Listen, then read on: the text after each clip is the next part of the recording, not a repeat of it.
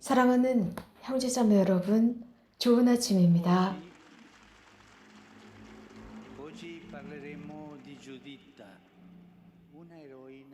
오늘 우리는 유디스에 관해서 나누겠습니다. 성서에 등장하는 영웅입니다. 유디스의 마지막 부분에 이 여성의 이름이 등장합니다. 우리가 좀 전 그 구절을 들었습니다. 그래서 유디스의 말년을 전해주고 있습니다. 이스라엘을 지켰습니다. 적군으로부터 지켜냅니다. 유디스는 젊고 아름답고 어여쁜 과부였습니다. 그는 굳건한 믿음과 아름다움을 지녔고 지혜를 통해서 유대 백성의 베툴리아 도시를 지킵니다. 당시에 하느님을 반대하고 대단한 적군의 나라였던 네부갓네자르 왕의 부하였던 홀로페르네스의 목을 베입니다. 지혜롭고 슬기롭게 활동하면서 침략자인 독재자의 목을 베입니다. 이 여성은 용감했지만 굳건한 믿음도 지녔습니다. 이러한 엄청난 사건 뒤에 이 주인공은 자신의 도시인 베툴리아로 돌아가 삽니다. 그곳에서 105살까지 오랫동안 살았습니다. 많은 사람이 오랫동안 열심히 일한 뒤에 여러 가지 많은 인생의 모험을 한 뒤에 집으로 돌아와서 사는 것과 같습니다. 영웅주의라고 하는 것은 대단히 위대한 모든 사람들이 관심을 갖고 있는 이런 사건 속의 영웅뿐만 아니라 유디스의 경우 홀로페르네스 독재자의 목을 베입니다. 그리고 끈기와 사랑으로 어려움에 처한 가정과 위기에 처한 공동체를 구한 것도 영웅주의입니다. 유디스는 105살 이상을 살았습니다. 특별한 축복입니다. 하지만 현대 은퇴한 뒤에 많은 분들이 오랫동안 살아가고 있습니다. 특별한 것은 아닙니다. 그렇다면 이 은퇴 생활을 어떻게 풍요하게 살아갈 수 있을까? 오늘 은퇴하고 앞으로 남은 이 많은 시간을 무엇을 하며 살아갈까? 어떻게 성숙할까? 나이야 저절로 오는 것이지만 내가 권위와 거룩함과 지혜 속에서 어떻게 내가 성숙할 수 있을까? 은퇴라고 하는 것은 그저 집에만 남아서 휴식을 지내는 것, 많은 일을 한 뒤에 휴식을 지내는 것이라는 것이 아닙니다.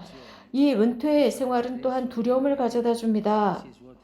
지금부터 무엇을 해야 할까? 내 인생을 무엇으로 채울까? 그동안 많은 여러 가지 일들과 많은 놀이로 채웠는데 어떻게 살까? 라는 질문이 등장합니다. 매일의 노동은 관계 혹은 보수에 대한 만족, 생존, 또 내가 받았던 임무, 여러 가지 가치를 인정받았던 이런 모든 것들은 그냥 노동시간 이상의 가치를 주고 있습니다. 당연합니다. 또 손자 손녀들을 돌보는 것도 아주 중요하지만 힘든 일이기도 합니다. 현대 할머니 할아버지들은 가정 안에서 이 손자 손녀들의 성숙을 위한 양육을 위한 아주 중요한 역할을 하고 있습니다.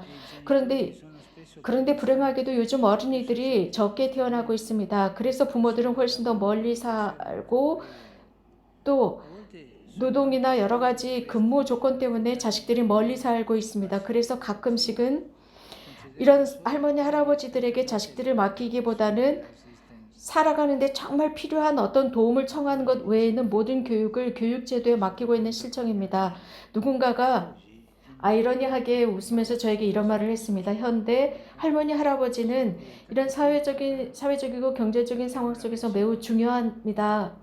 왜냐하면 그들은 퇴직금, 연금이 있기 때문이죠. 라고 하는데 이런 식으로 생각을 합니다. 새로운 요구가 등장하고 있습니다. 그것은 친척 간의 교육 관계 속에서 그렇습니다. 그래서 즉 세대 간의 전통적인 이런 관계를 새롭게 쇄신해야 할 때입니다. 우리는 이런 리모델링을 위한 노력을 하고 있습니까? 아니면 그저 물질적이고 경제적인 관성 속에 살아갑니까? 세대가 함께 살아가는 것은 오래 지속되고 있습니다. 그래서 훨씬 더 인간답고 훨씬 더 사랑과 의로움 속에서 현대사회 속에서 살아갈 수 있도록 해야 합니다. 할머니, 할아버지들은 그들만의 소명이 있습니다.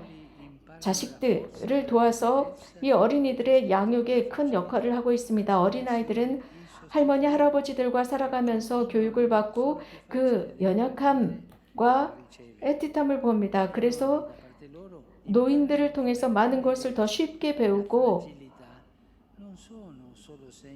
흡수합니다. 노인들이 지니고 있는 그 부드러움과 연약함은 노쇠함이라는 뜻이 아닙니다.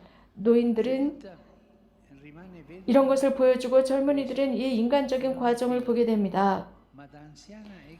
유디스는 자식이 없었습니다. 젊은 시절에 과부가 되었습니다. 하지만 그는 말년에 아주 편안하게 평화로운 삶을 살았습니다.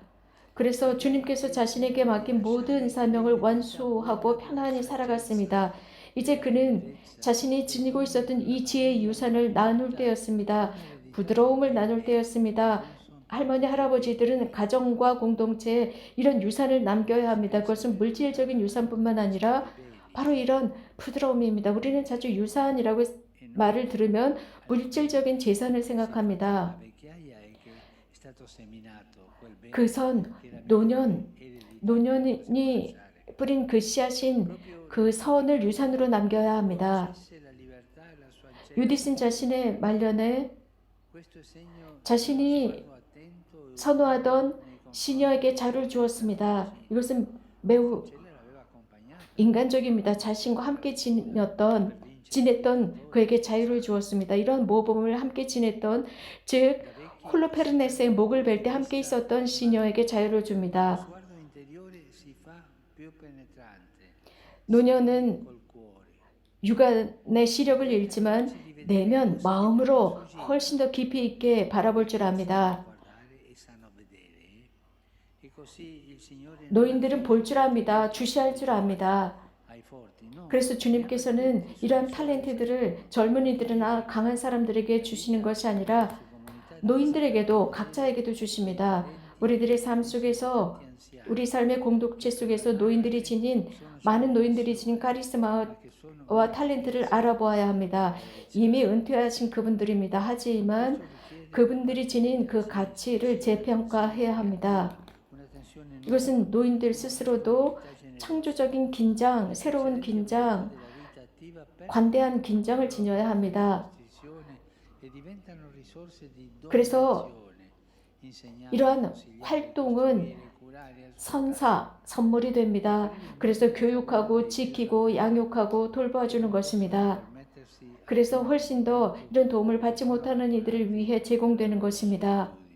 혹은 버려진 사람들, 혹은 외로움에 있는 그들을 위해 선사하는 것입니다.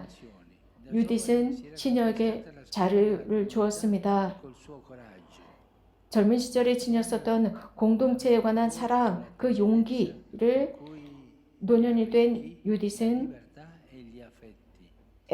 부드러움으로 시녀에게 자유를 주었고 사랑을 보여주었습니다. 유딧은 은퇴해서 우울하게 사는 사람이 아니었습니다.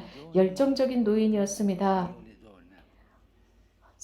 하나님께서 자신에게 주신 그 시간을 선물로 활용했습니다. 저는 이렇게 자문해 봅니다. 여러분들에게 말씀을 드리고 싶어요. 이 기간 유디서를 읽어보십시오. 한 10장도 넘지 않는 아주 작은 책입니다. 이 용감한 여성의 스토리를 읽어보십시오. 그리고 이렇게 부드럽게 관대하게 자신의 말년을 마치는 여성의 모습을 보십시오. 그래서 우리 할머니, 할아버지들이 모두 이렇게 유디처럼 용감하고 지혜롭기를 바랍니다. 왜냐하면 그럼으로써 우리에게 유산을 남기는 것입니다. 돈이 아니라 지혜를 유산으로